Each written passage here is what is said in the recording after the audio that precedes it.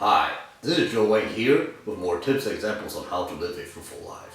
Today I'll be talking about fruitfulness in helping others to accept you more, your decisions more. Because the thing is that sometimes, we tend to, we give a request. We give a request that we want this and that, to happen in a planned, agreed event. But sometimes, it comes to the point where, other people may just be reluctant to our certain plans and still don't accept what we want to do. So today I'll be talking about, a situation in which I feel like it's necessary to make sure that other people would accept what I want more. So the thing is that I'm a leader at Fun Life, and the thing about the Fun Life kids, the Fun Life leaders, some leaders and even the director, they always encourage kids, to. The reason they made this group is part of it is wanting the kids to, experience God, but also for them to, have a community of friends, where they can just hang out with friends, spend time together with friends and just be outside and be active with people, of course also knowing God. And the thing is that a lot of the kids in the group, they play video games, kind of like me. They all love video games, and the thing is that sometimes sometimes I feel like it would be cool if we have a low key club where there's no planned program. I mean, of course, most of the time I feel like it's good that we have a planned program, but I kind of want it to be like, occasionally, maybe like do a contact work or whatever. Like contact work means that we hang out with the kids outside of the normal meetings, either that or have like one of those holiday parties that are more low key to include video games, like kind of like a side event.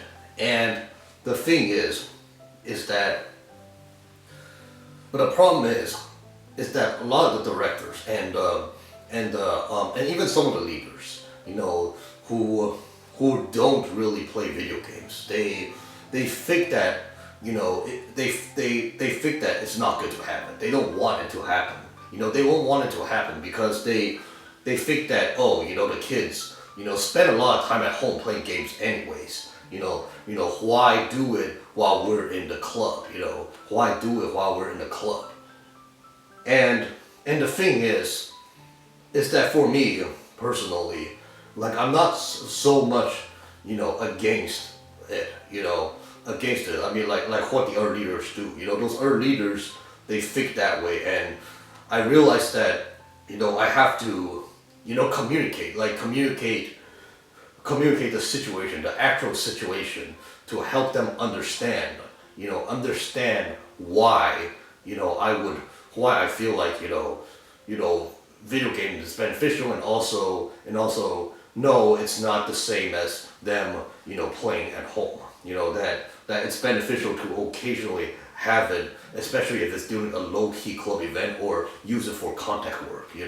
Why it's beneficial. And the thing is that coming from a gamer's perspective, there's different types of games. Of course, certain games like most of the games that I talk about, for my lessons, where I get a lesson out of it, those type of games, where it's story based, yes, you should not use those as in a regular club gathering, because it's antisocial in that aspect, because if you're playing it by yourself, you're not, cooperating with other people. You're not spending time with other people. It's understandable that those games, like recently I talked about Persona 5, like those type of games are meant for you to play, on your own time. On your own time, so it makes sense that yes, it should not be allowed, in, a club setting, a club setting or contact work time where you want the kids to bond with each other. That's not the right time. But the thing is that let's say Smash, Super Smash Bros, Mario Kart, Mario Party, those games, right? Those games brings a lot of people together. It's a community. Because the thing is that people play together. People can meet together and play together. Play together. It's a fun thing that group of people can come. I mean, I understand, like for Smash, there's the competitive side, but Smash itself is a game for everyone, and if it's like people are just having fun to enjoy, they can, how fun is it to have a free for all, 4 people or to 8 people, 8 people free for all on a Super Smash Bros, or like, if we have time to do Mario Party 4-player, or even do Mario Kart, where everybody race each other. It's just the thing is that it's so much like a party. It's so much, it can equally become as a thing for people to bond together. Bond together at certain times. Of course, I still agree that we should do other things like that. Other things other than the video games. But that's something that I feel like it brings people together. It's one of the things that can be used for contact work as well as for low key parties when because of, again, like I said, it's the thing is right. It's like if we all play video games, why not? And there's no reason why not. If we know we play and we know we talk about video games and all those stuff, why not play together sometime? Why not play together sometime? Of course, if there's a club, there's a certain, we don't, of course, it's not good to have it on every club because the kids will get distracted and play every time. That'll be all they do. But I feel like it's good to occasionally, have it in the low key time.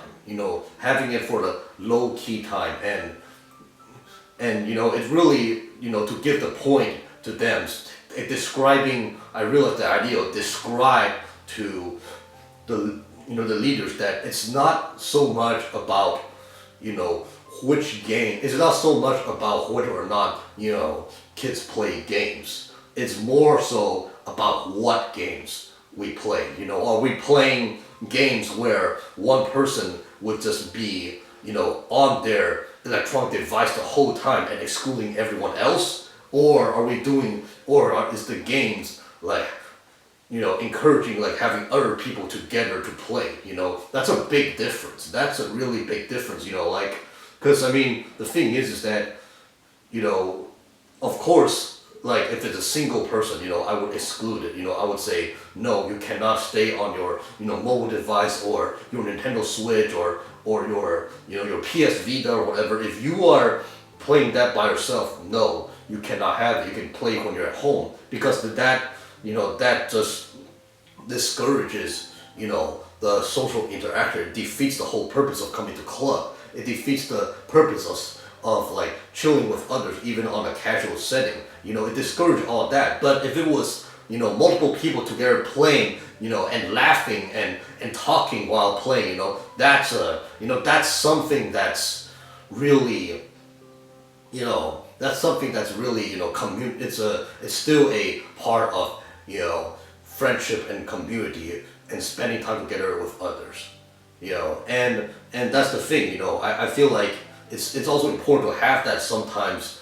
Some lower key times like that, because sometimes sometimes us leaders would also want to relax. We want to relax at times, because the thing is that running a club, it's always go, go, go, go, go, right? Do the, spend time to plan the group games, spend time to, prepare the club talk. I mean, club talk, yeah, spending time for club talk and all those stuff, it's always, it's always do, right? Go, go, go, go, go. And, sometimes it's good, like for a party, to have some kind of relaxation. But then the problem is that relaxation, what are you gonna do, right? What are you gonna do? Because the thing is that, not everybody will be willing to be chatting all the time. We get bored, we want to do something.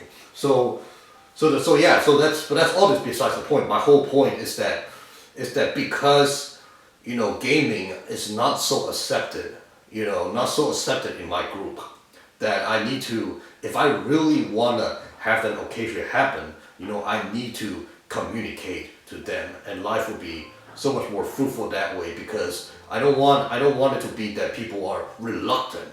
People are reluctant for allowing it. I want people to be happily, allowing it to happen, say, oh, it's a good thing, and life will be so much more fruitful that way. So yeah, this is all I have for today. If you want to know more tips and examples on how to live a fruitful life, please feel free to like and subscribe. Thanks for watching.